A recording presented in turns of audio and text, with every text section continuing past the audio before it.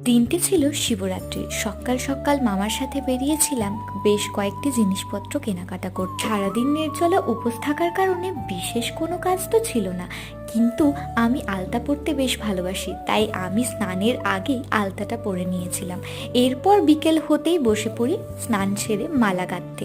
তারপর আমাদের বাবার জন্য সুন্দর মালা তৈরি করি এবং আমাদের বাড়ির শিবকে পুজো করে সব কিছু গুছিয়ে নিয়ে নিজেও তৈরি হয়ে নিই মন্দির যাওয়ার জন্য। মন্দিরে অনেকটা ভিড় থাকার কারণে আমরা বাইরেই বেশ কিছুক্ষণ অপেক্ষা করি, আর তারপর আমরাও বাবার মাথায় জল ঢেলে নিই।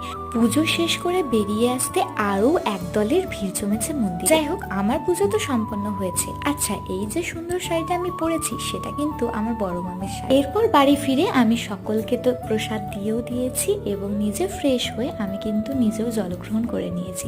তো শিবরাত্রির দিনটা আমার ঠিক এইভাবেই কেটেছে এবছর। তোমাদের কেমন কাটলো অবশ্যই জানিও।